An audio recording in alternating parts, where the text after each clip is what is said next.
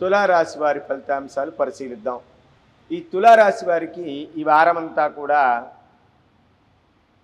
ఎక్కడ వేసిన గొంగళి అక్కడగా ఉంటుంది. ఈ రాశి వారికి నమ్మకం తక్కువగా ఉంటుంది. విద్యార్థులకి కోపతాపాలకు పోయి స్నేహితుల మధ్య తీవ్రమైనటువంటి వ్యతిరేకత ఏర్పడుతుంది. అధ్యాపకుల్లో ఆందోళన ఏర్పడుతుంది. విద్యార్థులకి అధ్యాపకులకి కొంత వైరం కలుగుతుంది.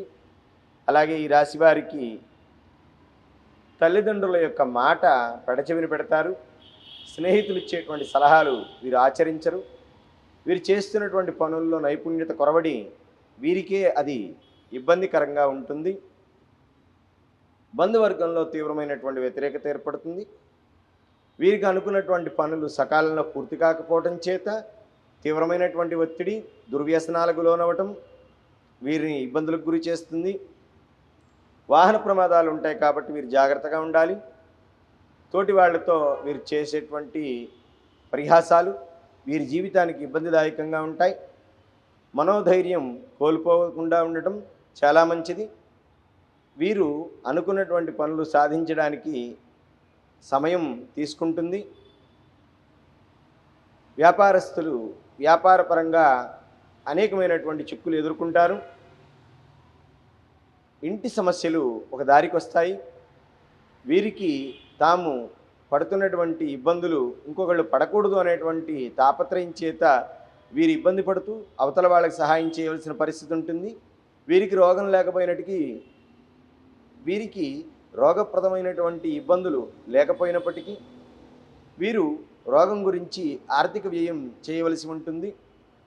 ఎండమావులో నీరులాగా వీరు అన్ని పనులు వారికి కొట్టిన పిండిగా ఉంటాయి, కానీ ఆ వ్యవస్థని మాత్రం మార్చలేకపోవడం జరుగుతుంది. ప్రయత్నాలు చేస్తూ ఉంటారు. అనేకమైనటువంటి వెతుకులాటల మధ్య వీరికి ఆ ప్రయత్నాలు ఫలిస్తాయి. తాము చేస్తున్నటువంటి పనులు యువతల వారికి ఇబ్బందిదాయకంగా ఉంటాయి. న్యాయవాద వృత్తి వారికి ఈ వారం అనుకూలంగా ఉంటుంది. డాక్టర్స్ ఈ వారం చాలా మన్ననలు పొందుతారు. వ్యవసాయ రంగం వారికి వృద్ధి కలుగుతుంది. ఫైనాన్స్, కిరాణా, అగ్రో ఈ రంగాల వారికి ఈ వారం ఆశాజనకంగా ఉంటుంది. ఏదేమైనప్పటికీ రాజకీయ నాయకులకి కొంత వ్యతిరేక కాలంగా చెప్పవచ్చు. పోలీస్ కేసుల వలన మానసికమైనటువంటి ఒత్తిడికి గురి అవుతారు. వీరికి అన్నదమ్ముల మధ్య తీవ్రమైనటువంటి వ్యతిరేకత, బంధువర్గంలో వ్యతిరేకత, ఆస్తి తగాదాల వలన ఇబ్బంది పడతారు.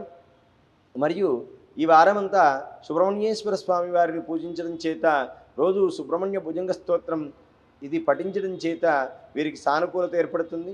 అలాగే లక్ష్మీ నృసింహ కరావలంబ స్తోత్రాన్ని పఠించడం చేత వినడం చేత ఈ రాశి వారికి సానుకూలత కలుగుతుంది. ఈ రాశివారు దూర ప్రయాణాల్లో జాగ్రత్త వహించాలి. వాహన ప్రమాదాలు జరుగుతాయి.